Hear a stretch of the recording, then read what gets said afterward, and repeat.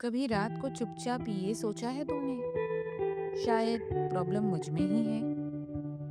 मैं इतना समझाता हूँ, इतना ट्राई करता हूँ, फिर भी लोग मुझे गलत क्यों समझ लेते हैं। कभी लगता है बॉस अनफेयर है, कभी लगता है पार्टनर समझता ही नहीं, कभी लगता है पेरेंट्स आउटडेटेड है, और कभी खुद से ही नफरत होने लगती है। इसलिए नहीं कि तुम गलत हो, बल्कि इसलिए क्योंकि तुम थक चुके हो एक्सप्लेन करते करते। और एक दिन मन में एक लाइन आती है, मैं इडियट्स के बीच रह रहा हूँ। थॉमस एरिक्सन ने इसी दर्द से एक सवाल पूछा था, अगर दुनिया इडियट से भरी होती तो फिर हर इंसान खुद को ही सबसे ज्यादा समझदार क्यों मानता।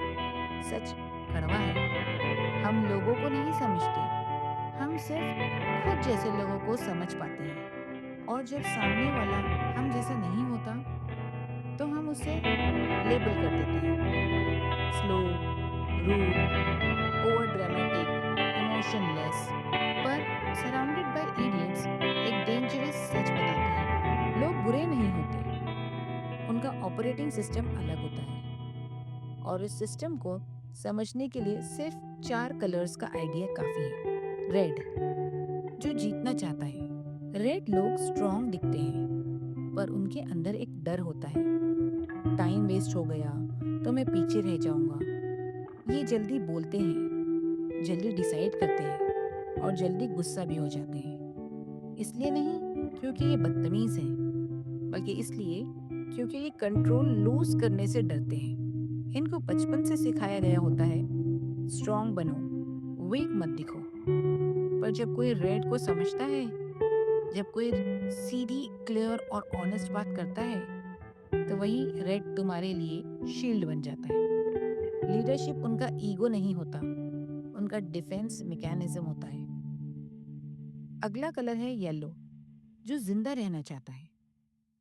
येलो लोग हंसते हैं, बातों में उड़ते हैं, सपने देखते हैं, पर उनके बारे में एक बात कोई नहीं पूछता, तुम इतना हंसते क्यों रहते हो।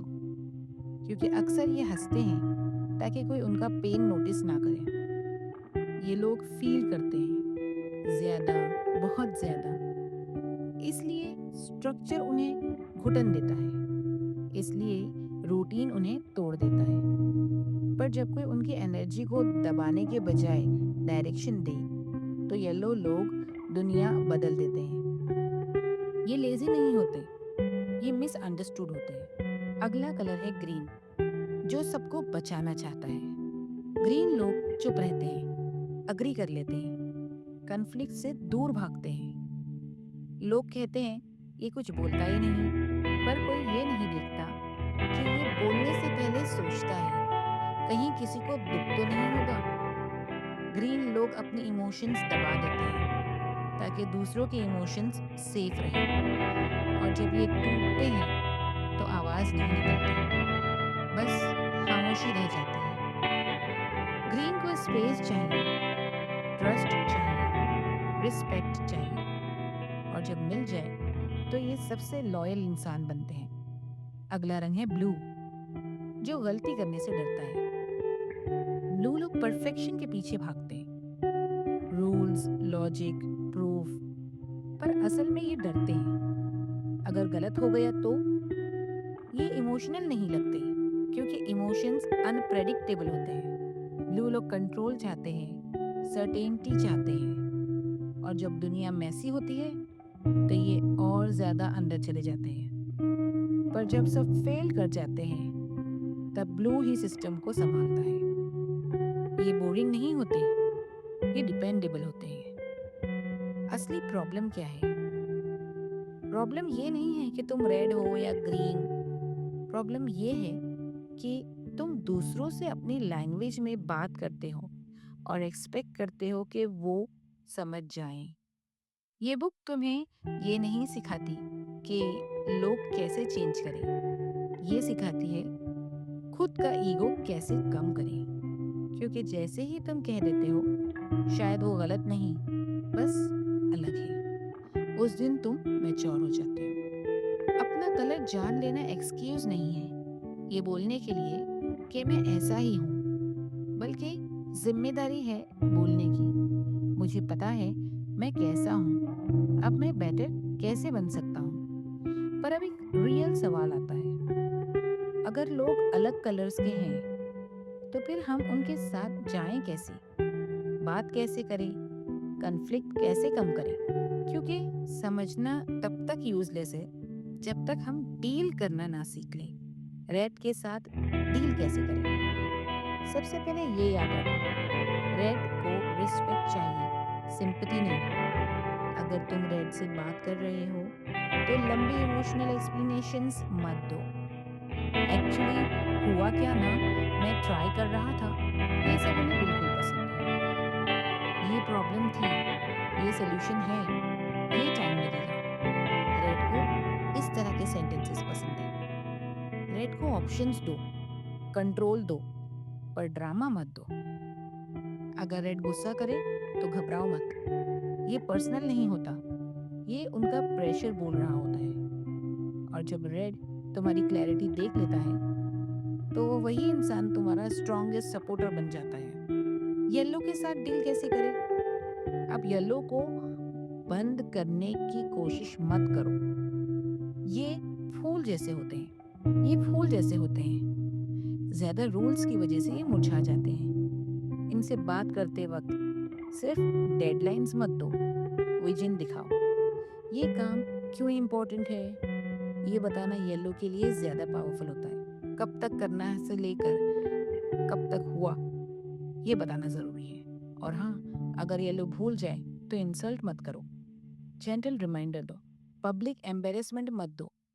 क्योंकि अगर येलो को तुम सेफ फील करा दो तो ये तुम्हारे लिए एनर्जी, आइडियाज और मोटिवेशन का पावर हाउस बन जाते हैं। ग्रीन के साथ डील कैसे करें? ग्रीन को लाउड आवाज नहीं चाहिए, ग्रीन को सेफ स्पेस चाहिए।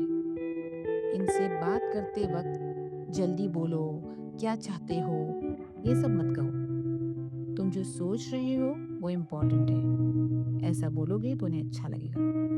ग्रीन लोग प्रेशर में बंद हो जाते हैं, पर ट्रस्ट में खुल जाते हैं। उनको डिसीजंस लेने का टाइम दो।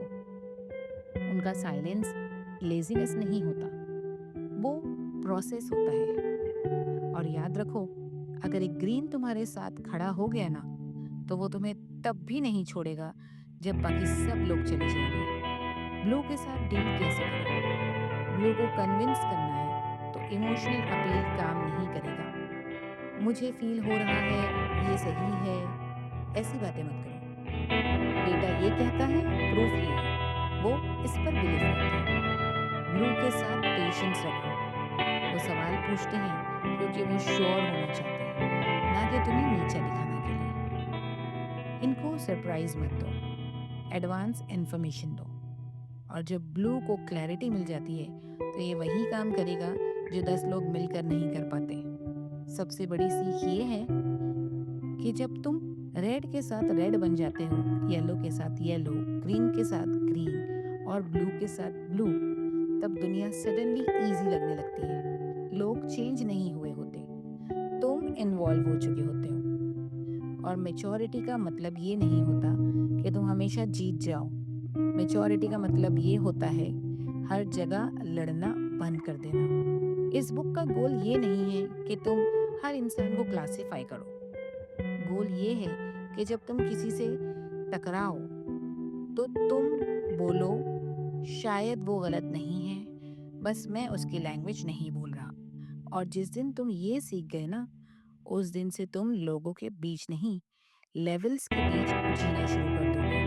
अगर तुम भी लोगों को बदलने का नहीं, समझने का गेम सीखना चाहते हो तो कायनात क्वेस्ट को सब्सक्राइब करो। कमेंट में सिर्फ एक कलर लिखो, रेड, येलो, ग्रीन या ब्लू। अगर आज तुमने इस स्टोरी में खुद को पहचाना, अपने पार्टनर को, अपने बॉस को, अपने पेरेंट्स को या खुद के इस वर्जन को जो चुपचाप एडजस्ट करता रहा, तो समझ लो तुम इडियट्स के बीच नहीं हो, तुम बस कलर्स के बीच हो। और जो इंसान कलर्स समझ लेता है वो दुनिया को ब्लेम करना छोड़ देता है और खुद को ग्रो करना शुरू करता है। अगर तुम भी लोगों को बदलने का नहीं, समझने का गेम सीखना चाहते हो तो कायनात क्वेस्ट को सब्सक्राइब करो। कमेंट में सिर्फ एक वर्ड लिखो, रेड, येलो या ब्लू या ग्रीन, और बताओ कि तुम किस कलर के हो। अगला वीडियो तुम्हारी कहानी पर ही बनेगा। तो कमेंट में उस किताब का नाम लिखना ना भूलो जिसके बारे में तुम समरी चाहते हो, और साथ ही साथ उस समरी से कुछ नया सीखना चाहते हो, ताकि तुम्हारी पर्सनालिटी और भी खुलकर सामने आए।